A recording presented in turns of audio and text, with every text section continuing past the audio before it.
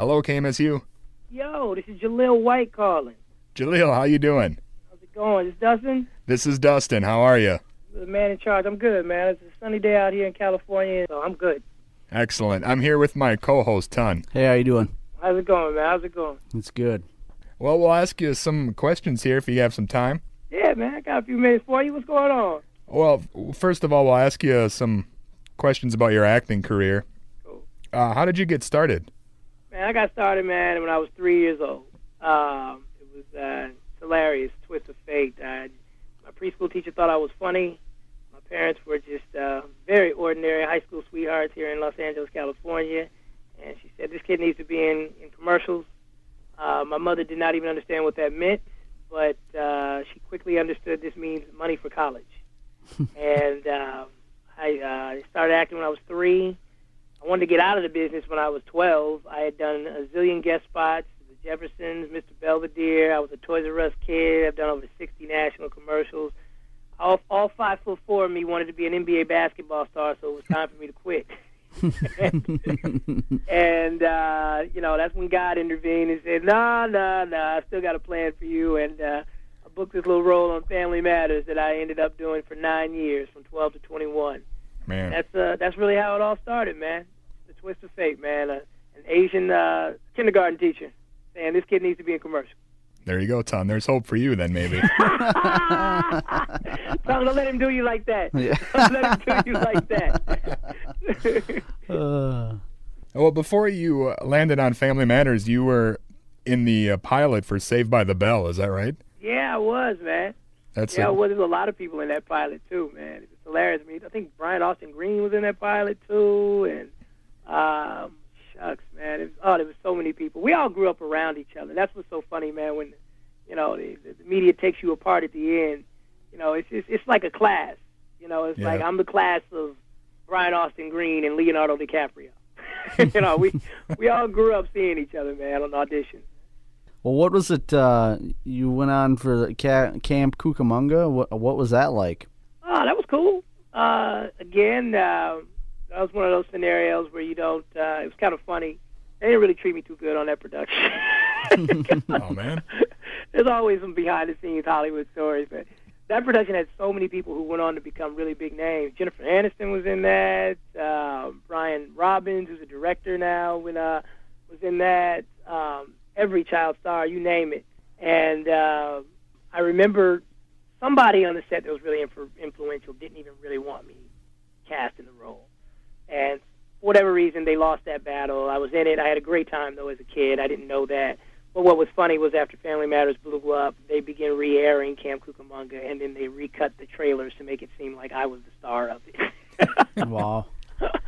Well, you did have the rap video in there, so you kind of were in a way. Oh my God! Are you really going to bring up me in some tie-dye shorts or whatever the hell I was wearing, sneakers? Come on, man! Come on, dog! Seriously. I love that movie. Is that how you gonna do me, man? Okay. He loves it. I mean, nothing but respect. He's waiting for the album to come out. What's the deal on that? Killing me, slowly through lethal injection. Well, when you were on Family Matters, you were supposed to just be kind of a one-time character. Is that correct? Yeah. And then they sort of shifted, because you were so awesome, they shifted the focus of the show. Yeah, man. It just, a frat came in, man, and started chanting my character name in all the scenes I wasn't in. And that was kind of surreal for everybody, and I had really no idea what was the significance of it. Like I said, at that time, they weren't treating me so good. So, I had to park where the audience parked. So I'm shaking hands and smiling and taking pictures with all the audience members as we all walk to our cars. Wow. And that Monday, we taped on Fridays, that Monday I got a call from my mom saying, get some more schoolwork from your teachers because I think you're going to go back on the show next week. The agent called. I'm like, oh, wow, it's going to be fun. And, life was just never the same after that, period. It was literally that Monday. And, that's what happens when you work with powerful producers. They went up to the steering and said, turn this ship. Yeah, it was kind of like Urkel mania there after that. That's just what happened, man. I got lucky. I always say it's better to be lucky than good, but ultimately I like to think I was good, though. Were you surprised at how popular that show became? Oh, of course. Anytime popularity begins to take on a life of its own, man, any of those people are always surprised. Yeah, you can be Justin Bieber with his funny little hair. He's surprised. You're surprised. Anybody. That you're humbled by that, man. You really, really are. I step off a plane in Spain, and they know my show. I can get a restaurant in France because they know my show. In Sweden, it's very humbling to be recognized and have people enjoy you, particularly for generations. It really is. You never know how far it'll go. You just do the best you can. That's all you do. That's all you can do. Was it strange having like talking dolls and stuff, or breakfast cereal named after you and that sort of thing? Or I mean, like I said, when you say strange, what is strange? It all came with a check. Thank you. It came with a check. It's all. Do you still have a bunch of that stuff laying around, or do you keep that from laying around? No. I try to decorate my home a little more reflective of my age, rather than posting pictures of me rapping in Camp Cucamonga around my house. Oh, we're the opposite, I guess. Yeah. You guys, you narcissists over there. You narcissists. Well, Dusty is all decorated with stuff of you, basically, is what his room has. Yeah, I had a bowl of Urkelos before I came in here today. Dusty. If you have a Urkelos in your house right now, then that means you're not getting laid very much. And we can talk about that off the air. Touché. Free of charge. See, he'll give you some pointers, Dusty. He can help you out. Excellent. Well, as that show went on for 9 years, did you get tired of playing that character? I know you were in a dress and you were Bruce Lee and a robot and all this other kind of stuff. You definitely do at times, man. It's anything. Anything. I don't care if you're a basketball player or whatever. You're gonna have your days where you wake up and your body's aching. For me, it was puberty. I just had days where I woke up and my body wasn't my body. And then you're trying to maintain, this consistency with this character, and it was definitely an unusual stress for a teenager to endure. With the network coming down with their notes, and again, it's a moment in time, man. It's a moment in time. It's so funny because I asked a 10-year-old girl the other day. I love asking this question because I have an 18-month daughter now.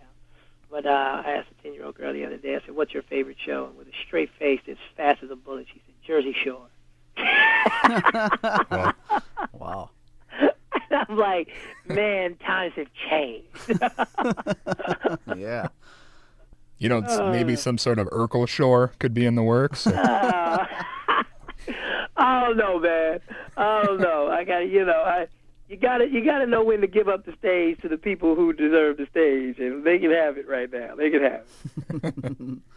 Well, after you left that show, did you feel like you were typecasted, or did you have any trouble? I never really thought about that. I really did, man.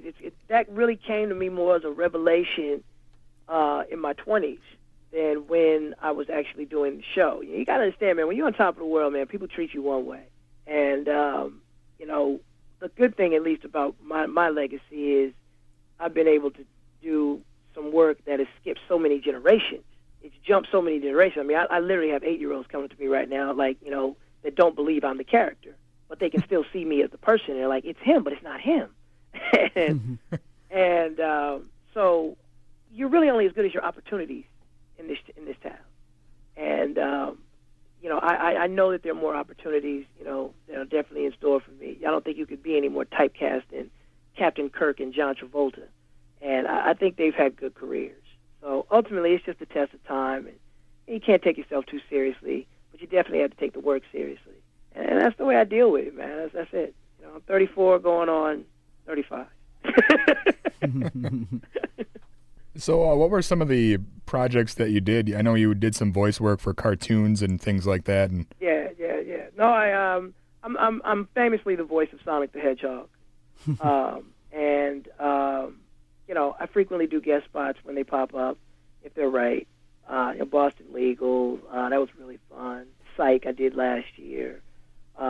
whenever I can grab a movie. I got a movie coming out next year called Judy Moody and the Not Bummer Summer. It's based on a very popular children's book. Heather Graham starred in it as well, and unbelievable animation. The woman who produced Precious produced the movie, Sarah Magnus, out of her Smokewood Entertainment. And so that comes out this summer at some point. And, generally I just get blindsided with an interview request. Like, hey, don't you know you have this movie coming out? Like, oh, yeah, we did do that last year. It's a journey, man. It's a fun journey. I'm a very, very lucky individual, guys, if you only knew. I wish we could be doing this interview right now with you in my living room.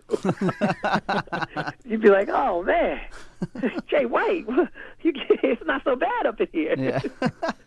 Well, we can fly out or something. Yeah. I mean, if you want to.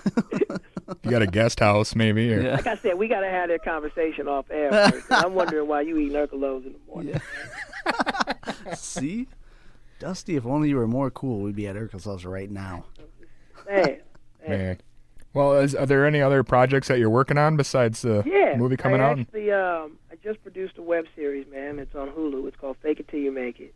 I did that through my company last year. I had so much fun, man. I had some great guest stars, Wayne Brady and Debbie Allen. And, I mean, seriously, I can already tell from you guys' sense of humor. You should literally just get off the phone with me right now and go check out the web series. It's on Hulu. It's called Fake It Till You Make It. It's funny as heck. I'm really, really proud of it. We shot it on the cheap, but you will never, ever think so. We just had a great time making it. Right now we're kind of contemplating whether or not we're going to do a second season or not. And then I've got 2 films in development. One that is supposed to go into production this summer, and the other one, the script is still being tinkered with for the end of summer, and that's kind of a low budget one, though. But the one that's supposed to go in production at the top of the summer, I really don't like to jinx myself and let cats out of the bag until I'm in production. Right. And I'm more than happy to talk to guys from the set. Even you guys, man. Absolutely. Stay in touch. We're going to have some fun things coming with my production company. I've really just been networking with a lot of good directors. And thank God for these red cameras, man, because, the price point on what it is to make a film is really coming down. It's really coming down thanks to technology. And we're going to see a lot more talented people doing things independently as we move forward in the future, because studios, man, they just want to make Spider-Man 8. Mm-hmm. When we come out there in a couple weeks, if you need us to be in any projects or anything, we're on board. Oh, man. Matter of fact, I need 2 guys in this burger restaurant scene to just be eating so far in the background that you can't really see them. But the thing is, the way they slurp their shakes and eat their burgers, it'll be integral to the scene. You'll see. That's great. Dusty likes burgers. Yeah, that's us. We got that. I like You'll shakes. see. Okay, cool. We're in. Well, you guys are cool, man. I know I got to break out of here soon, though, but I appreciate the conversation. You guys are a hoot. Well, any parting words for us? Shucks, man. I mean, I would give you the requisite "did I do that" I know you want, but it just would sound so nasty 20 years later, man. But nah, man. Check me out at JaleelWhite.com. I love Twitter. I love interacting with people, man. I try not to overtweet though. Some people do it like every 30 seconds. It's like, really, man, slow down. But I got my Facebook page or whatever. But JaleelWhite.com will always let people know what I'm doing, what I'm up to, and take you to any of my recent projects. And hey, what we got NFL playoffs this weekend. Give me some picks or something. Give me some picks. You guys football fans? Son, who do you like? No idea. Oilers? Oilers. I Did do you like say the Oilers? Okay, that's it. You guys, there must not be a woman within 100 miles of each other. What is going on? What, guys, fellas? My party words is give me a call off the air. We have lots to talk about. Okay. All right. Get these guys some chicks. What the heck? They think the Oilers are still playing and they're eating Urkel. What the hell? We appreciate that. All right, man. Take it easy, you guys. All right. Thanks a lot, man. All right.